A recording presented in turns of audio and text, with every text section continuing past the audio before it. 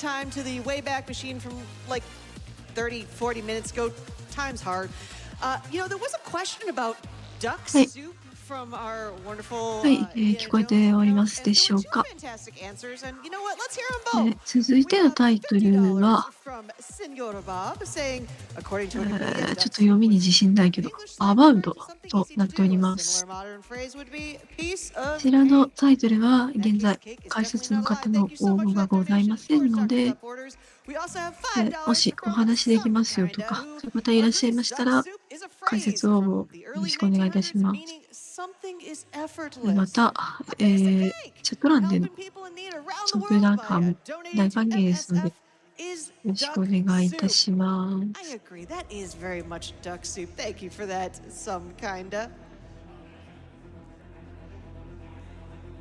We also have a $100 donation from 私はこちらのゲームのことは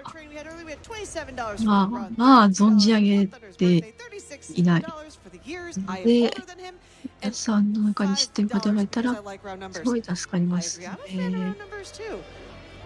Thank you so much for that, Grim57. And you know what? Going back to those prizes, you are able to automatically be put in the running for some absolutely banger prizes. I wish I had a fraction of the talent that all these wonderful people have. So exclamation point prizes in chat one more time to take a look at those wonderful prizes available. And again, as you donate over the course of the entire week, if you donate a total of $250 towards Doctors Without Borders, you are automatically in the running for both the Heroic Replicas Royal Prize Pack and the Pokemon Jumbo Mewtwo plushie, which was so cute and adorable and so cool. And that thing is massive.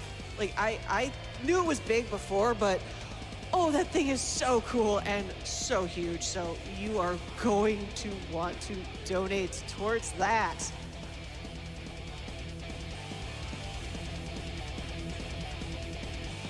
We are inching ever closer to that Avowed good ending incentive, but we also had some Beat Saber love come in just now with a first day Beat Saber showcase. Let's go comment from Cesarus, who donated $100 to Doctors Without Borders. Thank you for that super generous donation. And again, what is so cool about donating towards Doctors Without Borders is, you know, I personally like to see what kind of things my donations go towards. And for that $100, did you know you have just helped Doctors Without Borders get 2 vaccine carriers used to keep temperature-sensitive vaccines in a controlled environment for short trips? That is so beneficial and so important for such a fantastic, wonderful cause. Thank you for that donation once again.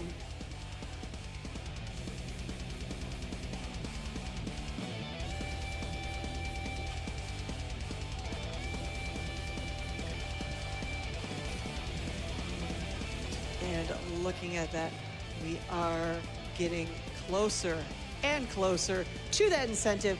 We need to hit that very quickly, chat, but I'm going to stop talking and I'm going to send it on over to our next run. So everybody, give it up for MikeWave as he runs Avowed any percent. Good luck, MikeWave.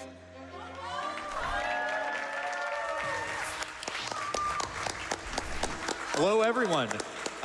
Yeah, we're here running Avowed. This is the latest Obsidian game that came out back in February, I think. It is an action RPG set in the Pillars of Eternity universe. First off, my commentators want to go ahead and introduce themselves real quick. I'm actually 930 by BTW, but I don't run this game, but I've been learning all about it, and I'm very excited to see it. I'm Captain Ezekiel. I'm a horror speedrunner. I actually played this game casually, and Mike watched me play it, and that's what made him play it.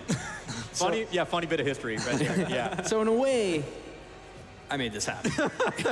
Thanks, bud. Glad to hear that. Yeah. All right, so we're going to go ahead and start a new game here. We're not going to start time just yet. We're going to go ahead and make our character really, really fast first. I'm going to choose War Hero. I'll explain what that is for in just a moment. I'm going to set it to story time. And once I go ahead and skip this pop-up right here, we're going to go ahead and do time. So if we want to count on 3, 3, 2, 1, go. Good luck. Thank you. All right, so like I said, this is an action RPG. It is not an isometric RPG like the other Pillars of Eternity games. So it is. We do have this first-person like Elder Scrolls style like gameplay loop going on in this game. 一人称視点の 3D のゲームっぽいので、ちょっと人によってはワンチャン酔ったりするかなと思いますから、そこはおのおの気をつけてくださいませ。And as you can see right here, this game does, it's basically, as I describe it to people, it is like Oblivion or Skyrim with like Doom 2016 mantling, as we're going to see right here. We're going to go up, and right now we are already out of bounds. You're going to see, we're going to be going out of bounds a lot in this run. Just get used to seeing it. It's usually just because of how generous the mantling system is. So I'm going to go ahead and do a jump right here. All right, nice. That's dodge boosting? Yep. So yeah, that is a tech we're going to be doing towards the early game, where I'm going to be doing what is a side dodge, basically, towards like sloped pieces of geometry, and that is basically going to send us up if we go ahead and release our jump key early enough. And we do that by just basically binding jump to the scroll wheel. I also have interact set to my up scroll, and right now we're almost already at the end of this tutorial right here. So normally this is a pretty long section right here where we have to fight a boss at the end, but we're not going to do any of that. We're just going to go straight to the end right here and drop down, cutscene, talk to Garrick, and we're out of here. That was a really good tutorial. そういう感じのゲームみたいですね。 He made that look incredibly easy, but that's actually so much tech. The movement in the tutorial is like, no joke, the hardest part of the run, or like one of the hardest parts of the run. 最後は So 2025 now 年 we're going to be 4月 introduced 頃 here in the first area, which is Dawn Shore, to our buddy Kai. If you recognize his voice, by the way, he is voiced by Brandon Keener, who is the voice of Garrus in Mass Effect. And he is just doing the exact same この手のゲー voice, ムが basically. 正規の道だけを進んでいくことは Very funny marathon RTA ではめったにございませんから、じゃんじゃん抜けていくんでしょう。 Right, there she is. How many waters are we How many waters are we getting, ma'am? 3? Oh, you're funny. Okay, I knew it. All right, so there is. Yeah, it was 2. So there is some funny bit of RNG that can happen with that NPC right there, where basically she sells fresh water.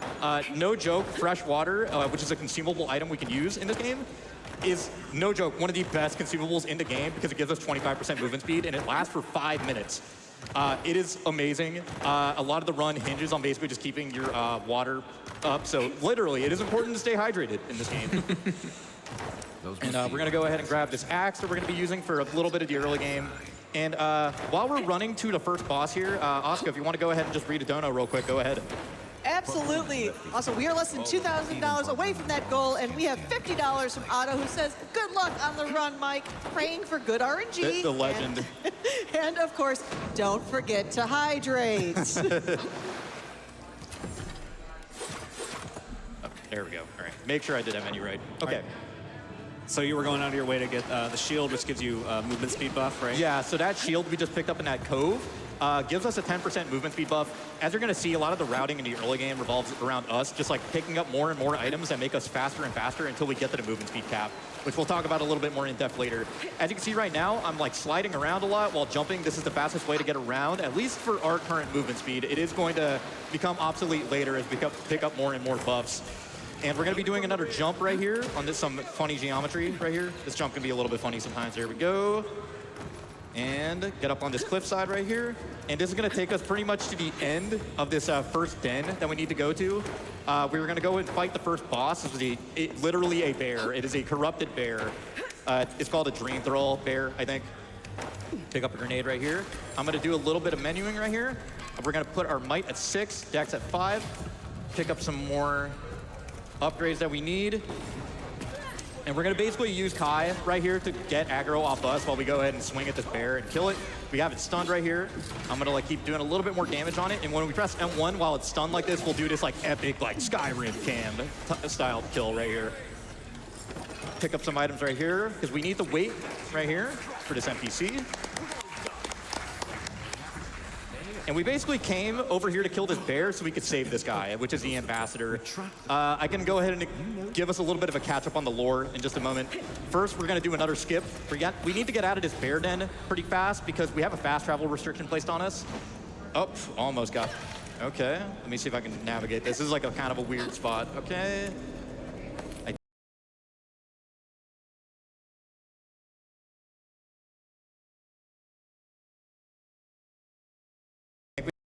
just to get out of that den as quickly as possible, just so we can get the fast travel restriction taken off us.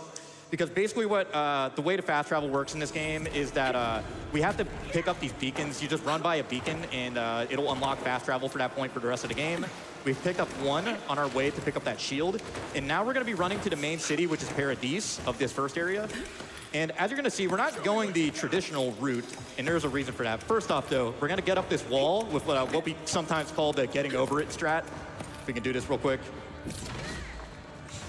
There we go. Yeah, just weapon swing up that sloped wall right there. I'm gonna go ahead and swap sets right here. All right. I'm gonna wait just a moment just so we are out of combat. It's taking us a moment. All right, we might have... Okay, it's not letting me make a save. All right, first off. Oh no, I think I messed up. I don't think we're gonna make it, guys. Oh, never mind, we're okay. There you go. No, I was just playing with you guys. Scared me, Mike. Yeah, so now we're in Paradise, and if you played the game before, you might have realized something's wrong, and that is this part right here. Our character is literally supposed to die as we go into the city, and this nurse right here is the NPC who, like, we wake up to and we have to talk to, and she's reacting like, oh my god, you just died. You literally died. And it's like, nah, I mean... まあでも正義の手段でなく、 Yeah, it's just faster because otherwise we have to watch like an unskippable cutscene and it's really, really ショ long. ートカットなりなんなりして So んの right here, we're going to move on to the next skip. Oscar, if you want to go ahead and read one more dono, by the way, go ahead. Perfect Yeah. timing. Sergeant Sphinx PE has donated $1,000 with the comment because everyone can use a good ending these days. Agreed. And friends, we are... Oh boy, we are $1,366 away from getting that good ending incentive. Let's get that hit right now, chat. Let's do it, guys. All right, so now we're going to be moving on to what we call the estate skip. So back where that bear was and the ambassador was who we saved, there was another NPC who died off screen who is called the Clavager, and they are basically like the ruler of the city. And we need to go to his estate, basically. Oh, I messed up that jump. It's okay. I made a quick save.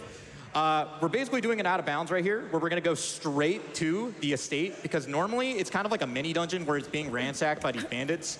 We're not going to do any of that, of course. All right, nice. I got a mantle right here. Nice. Okay, and we're in. And we got the key we needed. There we go. All right, so basically what we're supposed to find out when we go in there is that the Clavager, who's like the ruler, is helping out the Paradisian rebels. I'll go ahead and just do a little bit of a lore catch-up. So basically what's going on in the narrative of this game, it has a very Dances with Wolves, Avatar 2009 style narrative, where our character is an ambassador, or like an envoy from Adir, I think it is. And the guy, the ambassador we saved, he's kind of like our kinsman, almost. And in the Wildlands, I think that's what this continent is called. It's been so long since I played this game casually. He's basically, like, everyone here hates us because we're colonizers and stuff. We're kind of the bad guys, and like a lot of the story revolves around us realizing we are kind of the bad guys.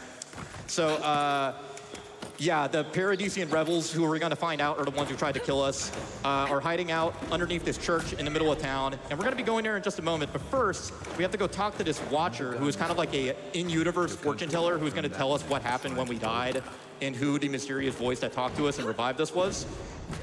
But we're going to do a little bit of a skip here. We're going, again, we're not taking the scenic route. We're taking the fast way, which is by going up there. And we're already here. Because normally you have to go around through this like mountain passage to get to this NPC. So we're just gonna let her yap for a little bit. Yeah, and I'll go ahead and explain this right now also. If you see me skipping the dialogue really fast, what's going on is that I have just a macro set up to skip dialogue. It is allowed for this game, and I'm very thankful that it is, because there is so much dialogue to skip in this game, especially if you run it a lot like I do. And now we're gonna be moving on back to the ambassador. We need to talk to him one more time, basically, to advance the main storyline.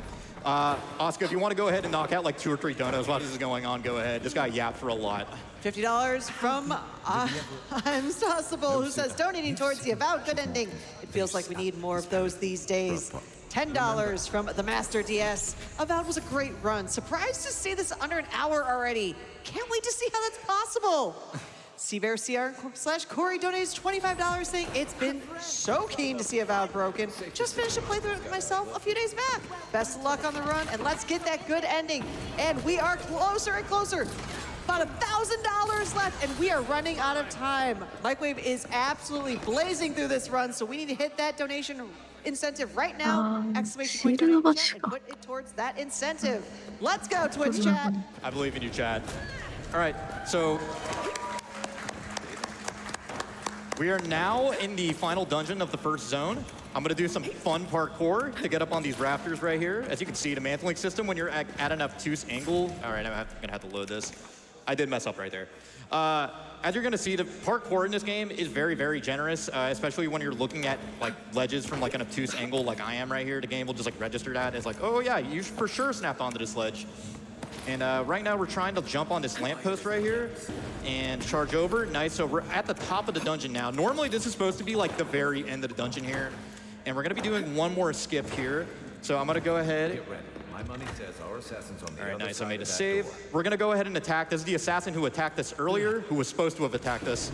Nice, I got through. Okay, so there's a very tight window there that I just was able to charge through that door. It usually shuts automatically once you initiate that fight. And with us leaving, we're gonna go ahead and de-aggro the enemies right now as we're far enough away, and we're just gonna leave. So that was the assassin who tried to kill us earlier. We confronted him, we attacked him, and then we left.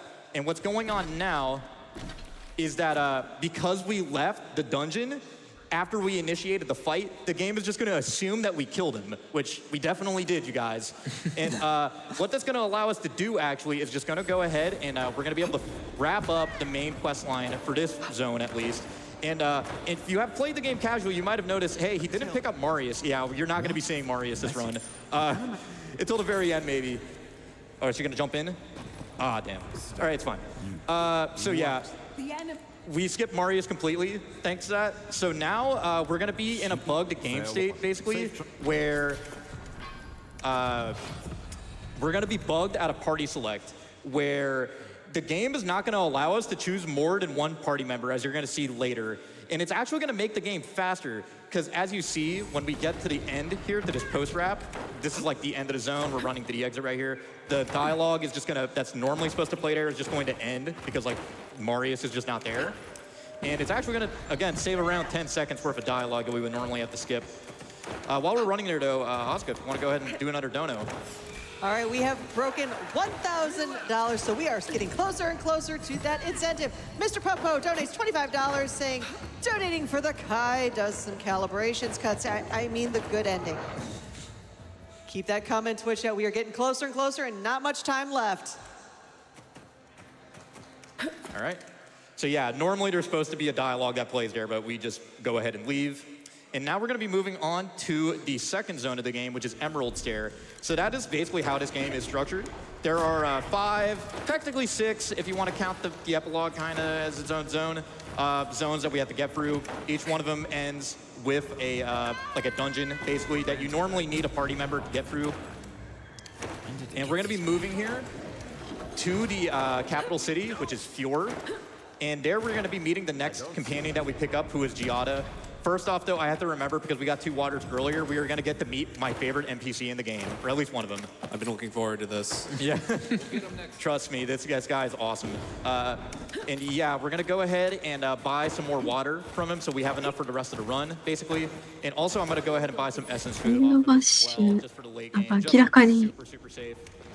めっちゃいっぱい移動するしで、 But yeah, before we get there, Oscar, this is kind of a slow part. If you want to go ahead and do one なん more か dono, ゲージ go も ahead. 消費してるっぽいから、 Absolutely. We have 乱用はできないから、 $5 普通なところ絞って打って利用してるんですかね。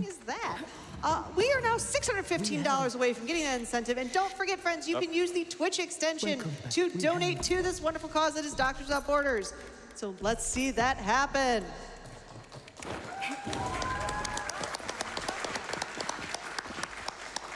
Yeah, that was the NPC right there, by the way, the We Have guy. A long time ago, that guy was a regular part of the route, but he has since been routed out as the run has gotten more optimized. So right here, we walked in on a fight that happened, basically an argument that happened between the governor of the city and Giada, who is going to be the next main NPC that we are going to encounter. First off, we're going to go inside here, though. Hold on, I got to equip this. There we go. So in that chest, I picked up a Valiant chest plate, which is a chest plate that is going to give us another 25% movement speed. And we're at the part of the game now where we are basically just like stacking like all our movement speed buffs, and where we are basically getting to like nearing the movement speed cap, I should say. First off, though, we need to go ahead and do this lengthy quest chain for Giada. Unfortunately, we cannot really find a way to skip this. We basically have to go around and do some fetch quests for her by basically talking to all of these NPCs. That first guy we talked to, Mondo, we need to basically fix his machine, and to do that, we need an Adragon heart, which we're going to get from the Delomgon Queen in just a moment. First off, though, we're going to go on this very brief detour here. This is going to come into play later. We are grabbing some fast travel points that we're going to need later, so I'm going to go up north here, because we are really going to need this beacon later. Cool. I'm going to zoom out. We're going to fast travel back here to the front of the city. And now we are basically going to be moving towards the west side of the map, where we are going to encounter the Delomgon Queen. We're going to be doing one more thing, though, which is we're going to be picking up another beacon that we're also going to need a couple more times. I go ahead and just explain right now. The ability we got earlier is called Shadow. It is basically an ability that lets us go into cloak, and enemies cannot see us at the cost of gradually decreasing our essence, which is like the mana system in this game. And the other ability we have is Charge, which I'm going to use right here to get across this river. As you're going to notice, Charge is like straight up one of the best abilities in the game. I would argue it's maybe the second best ability now, once we get a little bit later into the run. And we upgraded it towards the end of Dawnshore. So as you can see, it's just giving us so much distance. And the fact that we can use it mid-air is a large component of what makes so many of these skips possible. Even early on, I think everyone kind of knew Charge was going to be like one of the best like speedrun abilities in this game. It's on such a short cooldown too. And we're going to be moving on here. We're getting close to the Delomgon Queen. Oscar, if you want to go ahead and fit in one or two more donos before the run like really picks up, like go ahead. Go for it. We are $400 away from getting this incentive. $350 away, friends. $50 from Jen saying, let's go! And $25 from Jopa Slugger says, SGDQ. Hype! We also have $25 from a punter who says, don't have to be the best cat ever. I agree, you are the best cat ever. And we are now $280 Number go up, friends. Let's get that incentive. All right, so now we're going to be getting to the Delomgon Queen here. So the main reason we got Shadow is just mainly because if we cast Shadow and then none of the enemies see us here, then the Delomgon Queen, when we go up to her, will just be super chill and is like, oh yeah, I have it. I have the Adragon heart. Here you go. And then we just leave. Because if you fight any enemies there, you have to pass a speech check basically to not fight anything, which obviously kind of unoptimal. Fighting her also unoptimal. So yeah, just getting Shadow, especially when we're going to need it so much later, huge boon. So I went ahead and loaded an autosave here just so we can go ahead and maintain our water buff, just so time wouldn't pass as we fast travel to the camp there. I'm going to be doing a funny strat here where we're going to be doing a charge on this ledge right here. I'm going to be throwing some grenades, some soul pods they're technically called, at that enemy. The Revenant is what they're called, at that barn. Because this next NPC, who's part of the Giada quest line, is basically going to ask us, hey, can you go kill that Revenant that's inside my barn? It's like locked inside. And we just did it already, so the game gives us an option to like just do dialogue and go, oh yeah, I already did that. And she's like, oh, okay, bye. And then that's it. And now, luckily enough, the last two NPCs we need to talk to are right here, right next door. And all they really are going to do is just yap a little bit. So just skip some dialogue, make sure they don't yap a little bit extra. And now that they're done talking, we're going to go ahead and fast travel back to Fjord. So now all we need to do is just talk to Mondo, put their Adragon heart in, and then he's going to be, okay, thanks. And then we go talk to Giada, and then Giada is going to ask us, hey, can you go into my basement to grab this one tool? I forgot what it's called. Please forgive me. It's basically a tool she needs for us to advance the game. So I'm going to put this in. Again, scroll wheel, interact, really strong in this game. As we kind of make a joke that all the animancers, I think they're called, all the animator NPCs in this game are just big yappers. They love talking in this game for some reason, including Giada. So this is Giada right here. She's going to be our companion in just a moment. Again, we just have to do one final task. Speaking of just a moment, MikeWave, guess what? I think I know. You are going to be getting the good ending. Thank you so much, everybody. Give yourselves a round of applause. No, genuinely, thank you so much, guys. That's going to be a lot of fun to show. All right, so now that we went inside We're gonna talk to Giada. Basically what happened is her parents got turned into the tree people from Annihilation, if you've seen that movie. And Unlucky. yeah, unlucky. Yeah, so now she joined our party. We got her tool that she needed. And just to speak for a moment, Giada is the most broken party member in this game. It is not even close. Even if you're playing casually on hardest difficulty, she's the most broken companion. In the speedrun, she is really, really broken because she has an ability called Acceleration that I went ahead. Oh, I made a mistake here. It's okay. She has an ability called Acceleration, which for 25 seconds by default makes us run 25% faster. Kind of self-explanatory.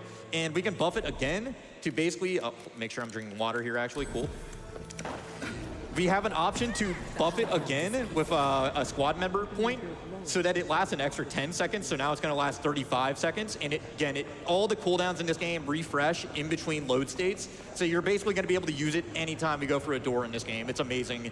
And I also went ahead and grabbed another ability from her called Time Shift, which makes it so that when acceleration is active, all my cooldowns get slashed in half, which is gonna be super, super useful. MikeWave? Oh, two back to back. I gotta cut in here, I'm sorry. No, you're all good, go ahead. Friends, we just hit $100,000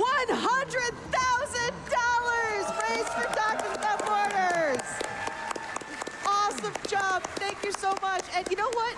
We are almost $10,000 away from specifically donating with the Twitch extension, so keep it coming. Thank you so much for your kind generosity, friends. No, good job, everyone. Nice, nice. All right, so while that was going on, we went ahead and picked up this book. It's called a grimoire inside this cave. It's called the Grimoire of Storms. It is straight up going to be the best item we pick up in this entire game. Grimoires give you access to additional spells that you can then level up and then use without a grimoire. And that grimoire had an ability called Crackling Bolt. Crackling Bolt is the best ability in the game now. And one, it's a great damage ability. It's like a pinball projectile that goes between enemies and bounces between all of them. I'm gonna go ahead and equip it right here. Go up to 12 might. We're gonna go ahead and start upgrading right here. But furthermore, there is an additional component to Crackling Bolt that is just completely broken this game in half, which is that there is a tech we can do where we use the bolt to basically launch ourselves up by jumping onto it. So I'm gonna do the first one right here. Hopefully this goes well. There we go. Oh, okay, I didn't get enough height on that one. Yeah, this is a really hard piece of tech, but it is like been groundbreaking for this game's development, so. There we go, okay. So now we're gonna be using this to go out of bounds. We're in the dungeon, Naku Tedek right now. This is the final dungeon of this zone at least. All right, I can like hardly see. Let's see if we get this, nice. And we're kind of dropping now to the bottom floor of the dungeon. We're gonna clip through this round right here, and now we're in the final room. I'm gonna use a spell right here. Hopefully these enemies will die. The enemies here can be kind of funny sometimes. All right, very good, nice. Nice. That was great. Yeah, いかにもボス戦っぽいなっていう感じのゲージが中央に出てきたらなんか一瞬で溶けて So now we're going to be introduced to で this きまし NPC た here. ね。 As you can see, they look kind of weird, and that is because it is a literal god. It is the god that has been talking to us in our head the entire time. They are a major NPC called Sapadal. They are basically the god of this continent that nobody knows about until now that we just discovered. And Sapadal is basically going to give us access to a lot of additional abilities later. There's one particularly that's going to be of very big use later.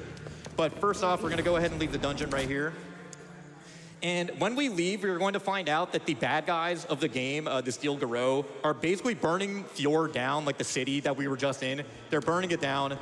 It's a major narrative turning point. But first, let's see if we can go up. All right. There's a pretty tricky boost here. What I'm going to be trying to do here, normally you're in an area now where you are not allowed to fast travel at all. And we have to basically run throughout the entire zone. All right, Giada, please. There we go, nice. And what we're gonna be doing here is I'm gonna just try to go up high enough using Giada buff and bolt.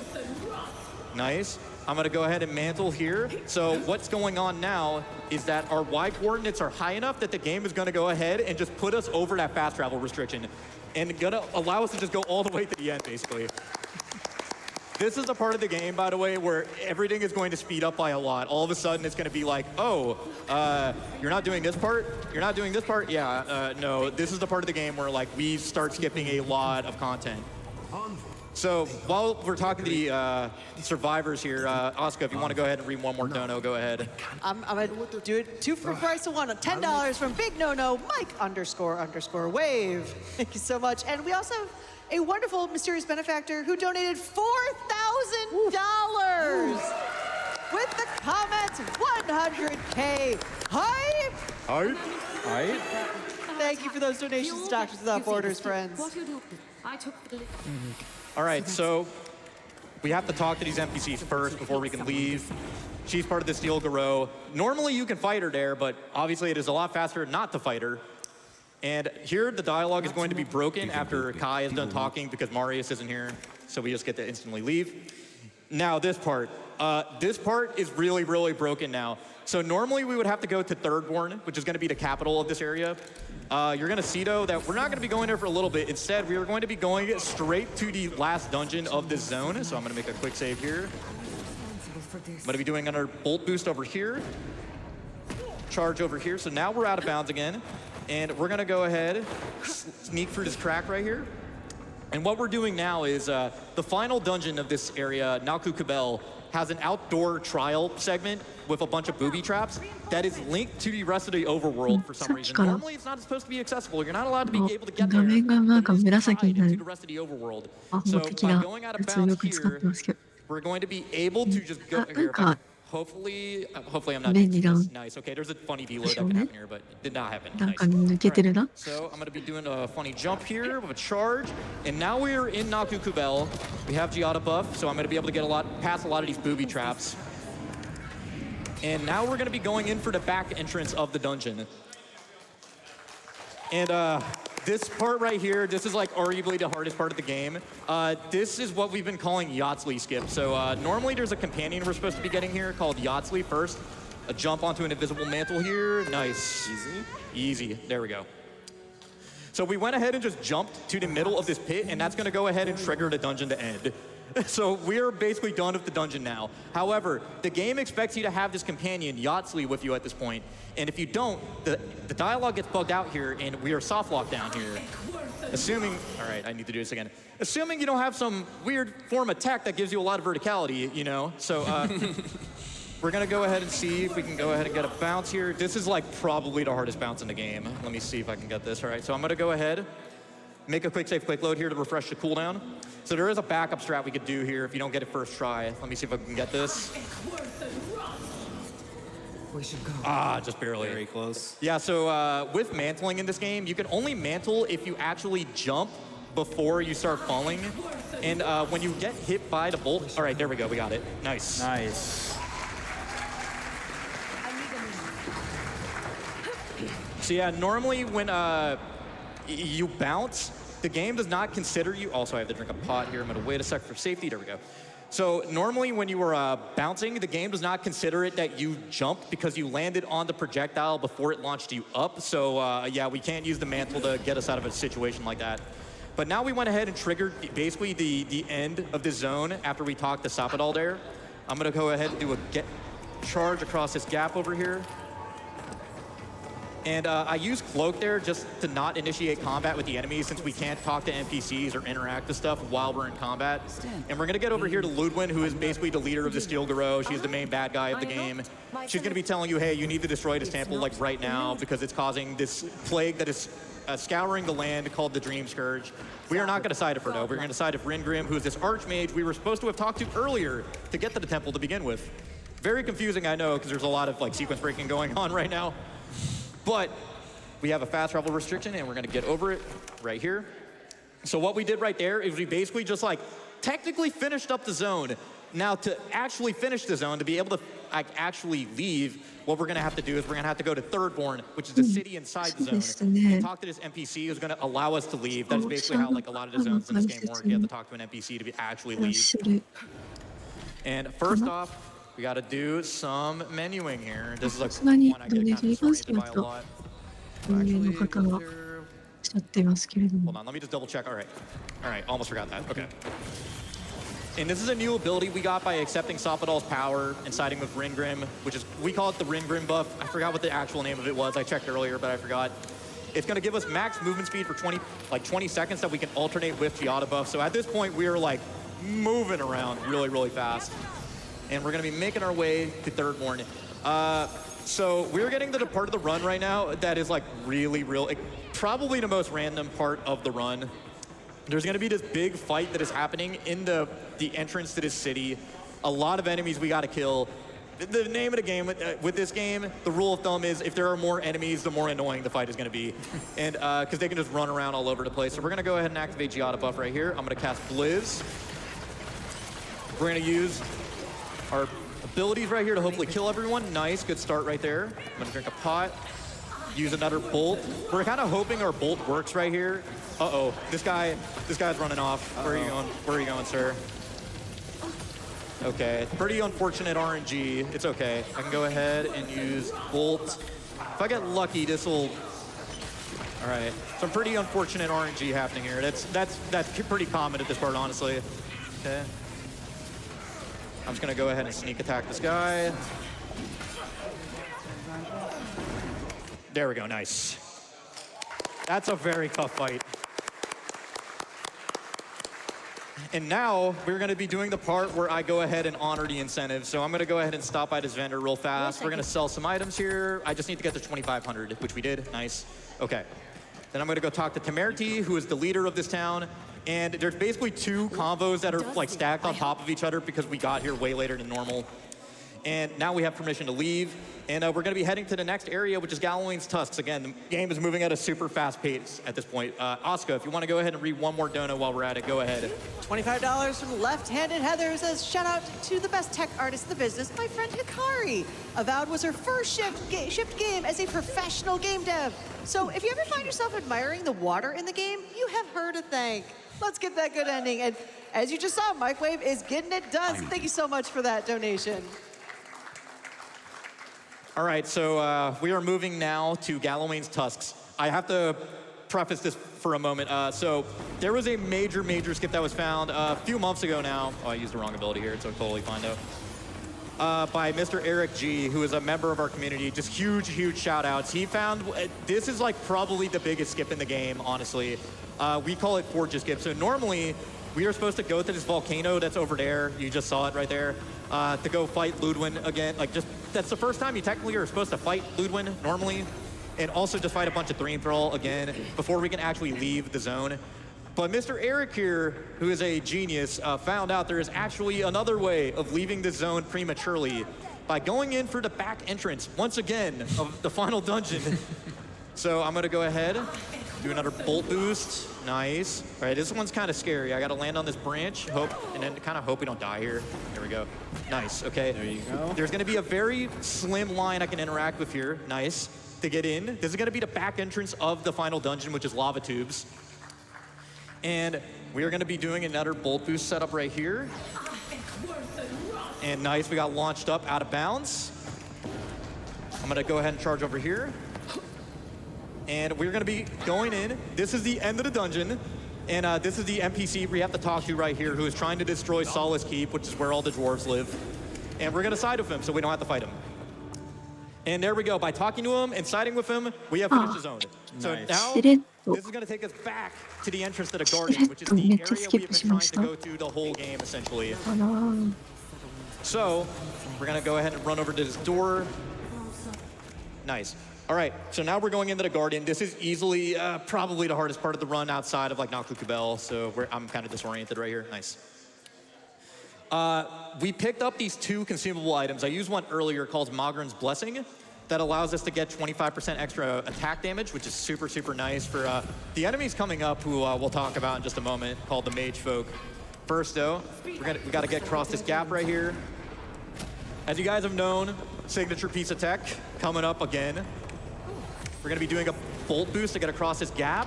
I'm gonna do a charge to get on this branch over here. And now we're out of bounds already. And we're basically gonna be heading to the end of the area already. This is normally a campsite that you can go to like talk to your companions, like kind of like one last time. And we're already there. And now we gotta kill these two enemies called Mage Folk, which if you played the game casually, you might remember because they are the most obscenely tanky enemies in the game, even on lowest difficulty. So I'm gonna go ahead and stack some spells on this guy right here. We're again going in for the back. We're gonna backstab him while stacking all these spells on him. I'm already gonna cast this buff. Okay.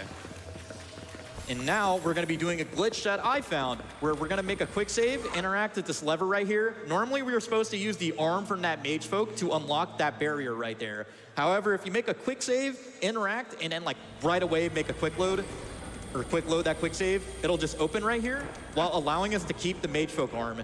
That's gonna make it so right here where we normally have to fight 2 of them, we're only gonna have to kill 1. So I'm gonna go ahead. Hopefully this all works out. This fight can be really annoying. Again, usual rotation. Go ahead and stack some spells. I'm gonna drink a pot here for safety. Try to kill them because they can teleport around. Cast some buffs on us right here while we're waiting for him to die. And now what we're gonna be doing is we're gonna be running to the entrance right here, classing cloak, and nice, very, very nice. Okay, so what we did is we hit a trigger at the entrance to this room where all the enemies basically de-aggroed from us and put us out of combat. And then we cast cloak on us, so again, the enemies can't see us. And now we're out of combat, so we can interact with this lever right here while not finishing the fight. And that is going to go ahead and end the segment right here. We're gonna talk to Sapidol one last time. We basically have to decide if we're gonna kill her or not. We are going to set her free. We do this even in PB attempts, we go ahead and set her free just because it gives us the fast ending faster. Less dialogue also. And now we're gonna hit level 16 and we're gonna be moving on to the final screen of the game. This is the Siege. So again, this is again where your guys' incentive is gonna come into play right here. So normally we have to talk to our companions right here, but we're gonna do a bolt boost over the trigger right here while getting on top of this canvas right here. Both places Again, just casting a bunch of move and speed buffs right on top of each other. And we're gonna go ahead and initiate the final, this is like the dialogue right here that basically determines what ending you get. Well, and we're gonna go ahead and set in the good ending right there that you guys bought and paid for. And then we're gonna go ahead and go to camp. We would normally not do this, but the way we're gonna deal with Ludwin, who we're gonna have to fight now, is talking to Giada, and she's gonna go ahead and give us an idea. Hey, you can kill Ludwin actually by just challenging her faith, because that is basically what keeps her strong. Funny idea that, okay.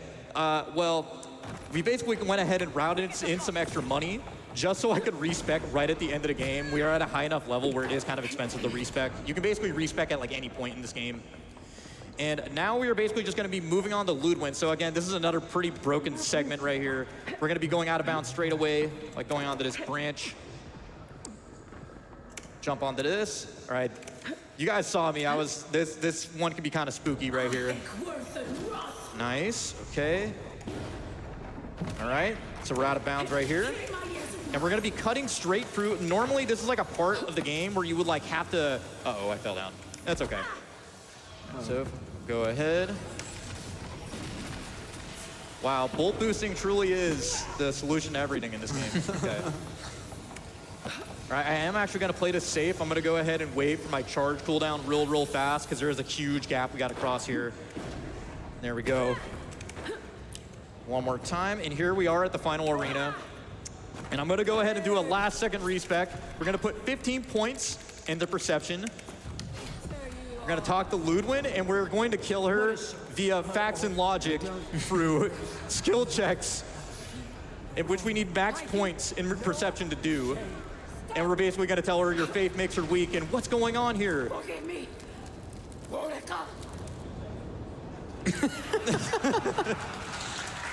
There we go. All right, I'm gonna go ahead and skip this cutscene, and once we get the flash on the screen, that is going to be time, and time. You feel Salvador. Nice job. Oh? Yeah, that went really well. Wow. GG です。 3 minutes slower, I think RTA to my なんかわかんないけど、 which is pretty good, honestly. 骨が燃えたら終わりました。 Again, huge shout outs, since we're doing them now, to the Avowed community, namely Otto, DMR, Eric. You guys are legends. This game would not be where they are today without their contributions. Otto is the one who found bolt boosting like 2 months back, I think. It just completely broke this game in half, completely changed how it plays. He's a legend. legend. All these guys are legends. Thank you to my commentators. Do you guys have any like last minute shout outs? Shout outs to Mike. Yeah, shout out to Mike. Yeah, and thank you. I think we're done here. Thank you so much, guys. For answers about the source of the affliction. You tell them the truth. How the plague came from a power 今 beyond. 回のカテゴリーが2%で、Thanks グッド very エンディン much. グってついてた What a し、 great なん run. か Shout いいエ out ン to ディング MikeWave. だったの Congratulations on a か beautiful な。 run of Avowed. I am Mello まあ、日本語 Acevedo. 対応が Joined here today with 2015 年 Kevin 8月に入るらしいので、気になる方は、その Deputy 時にやってみたらいかがではないでしょうか。Let's get it right. I'm trying. I'm ア still バ a ウ little ト Greg でございました。 anyway, それでは次のタイトルの what a 準備 pleasure に to have 移り you ますの here. で、しばらくお I've 待 heard ち that this く is your だ first さ Game い。 Stone Quick. Is that accurate? It is, and I am so incredibly glad to be here. Can you tell me a little bit about what your Yeah. experience has been like on your first day? So two things. I mean, first thing is as a lifelong video game fan, like this is such an incredible place to be, and to be seeing people play games that I grew up with and they're beating them in like record time is just a wild experience. And then the second thing is it's really humbling is that coming here from Doctors Without Borders and connecting with people that have personal connections, whether it's fundraising or family members that have been touched by the work, it's really heart-touching. Yeah, it's got to be moving. I'm sure that you've heard personal stories about how this work that MSF does affects people and even affects their home lives. Well, Kevin, I want to learn more about you and what you do at MSF. So can you tell me about your role? I know this is a recent position for you, kind of what it is that you do in general. Yeah. So I've been in the nonprofit space in fundraising for 20 plus years at this point, and to me, this is just a dream job, dream opportunity. So I came in about a year ago, which is why it's my first GDQ, but definitely won't be my last. And in this role, I'm working really closely with our Chief Development Officer and with a focus on making sure that our fundraising is as efficient and effective as possible.